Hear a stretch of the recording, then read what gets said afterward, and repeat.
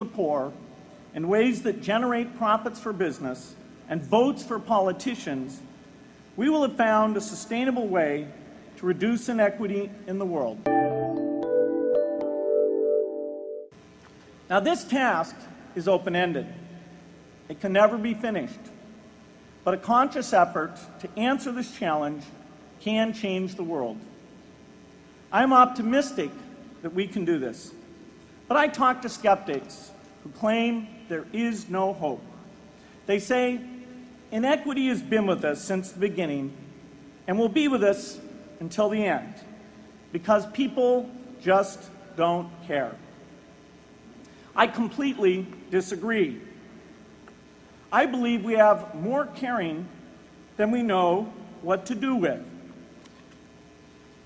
All of us here in this yard, at one time or another, have seen human tragedies that broke our heart, and yet we did nothing, not because we didn't care, but because we didn't know what to do. If we had known how to help, we would have acted. The barrier to change is not too little caring. It is too much complexity. To turn caring into action, we need to see a problem, see a solution, and see the impact.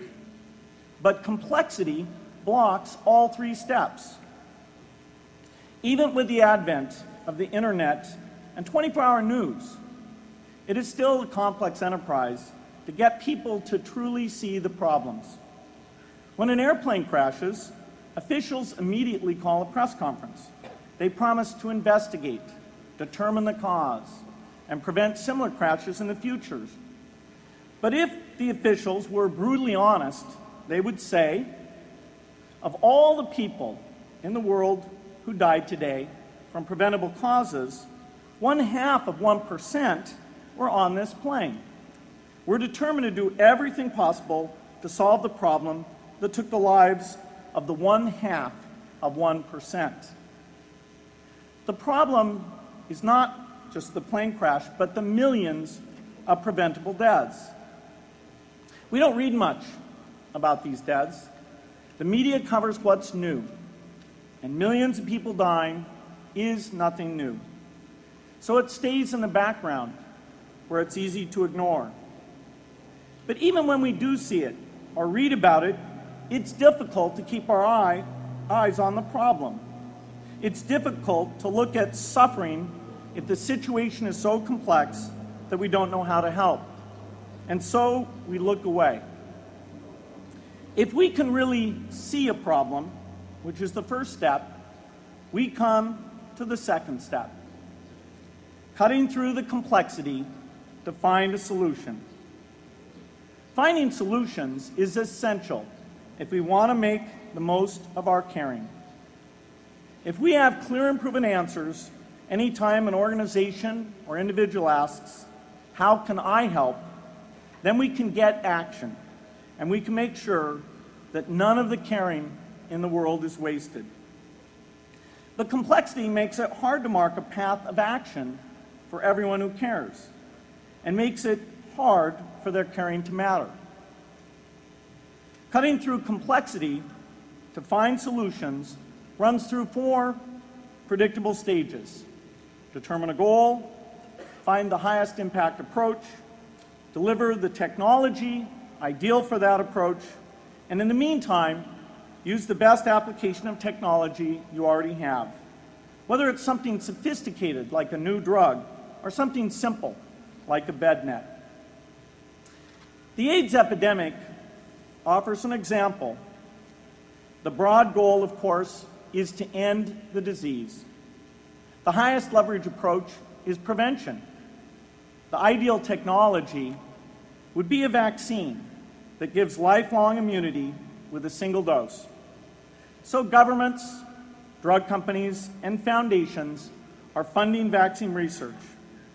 But their work is likely to take more than a decade. So in the meantime, we have to work with what we have in hand, and the best prevention approach we have now is getting people to avoid risky behavior. Pursuing that goal starts the 4-step cycle again. This is the pattern. The crucial thing is to never stop thinking and working, and never do what we did with malaria and tuberculosis in the 20th century, which is to surrender to complexity and quit. The final step, after seeing the problem and finding an approach, is to measure the impact of the work and to share that, success or failure, so that others can learn from the efforts. You have to have the statistics, of course. You have to be able to show, for example, that a program is vaccinating millions more children. You have to be able to show, for example, a decline in the number of children dying from the diseases. This is essential not just to improve the program, but also to help draw more investment from business and government. But if you want to inspire people to participate, you have to show more than numbers. You have to convey the human impact of the work so people can feel what saving a life means to the families affected.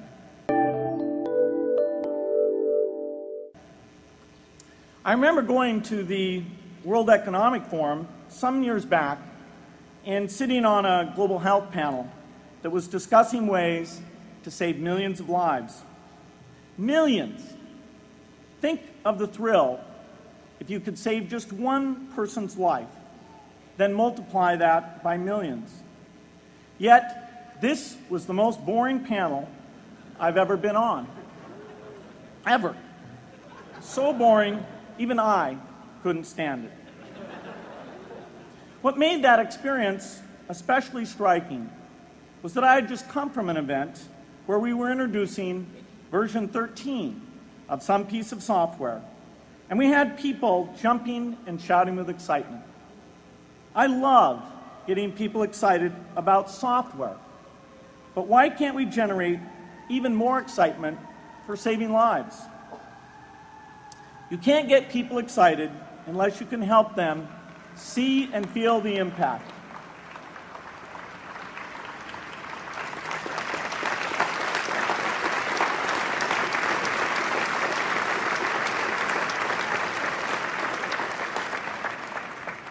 The way to do that is another complex question. Still, I'm optimistic.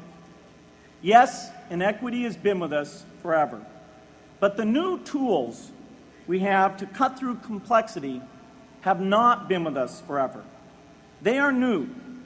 They can help us make the most of our caring, and that's why the future can be different from the past. The defining and ongoing innovations of this age, biotechnology, the personal computer, and the internet, give us a chance we've never had before to end extreme poverty and end death from preventable disease.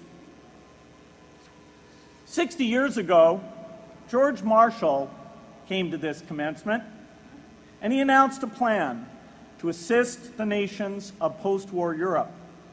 He said, I quote, "I think one difficulty is that the problem is one of such enormous complexity that the very massive facts presented to the public by press and radio make it exceedingly difficult for the man in the street to reach a clear appraisement of the situation. It is virtually impossible at this distance to grasp at all the real significance of the situation." 30 years after Marshall made his address, which was 30 years ago, as my class graduated without me, technology was emerging that would make the world smaller, more open, more visible, less distant. The emergence of low-cost personal computers gave rise to a powerful network that has transformed opportunities for learning and communicating. The magical thing about this network is not just that it collapses distance and makes everyone your neighbor. It also dramatically increases the number of brilliant minds we can bring in to work together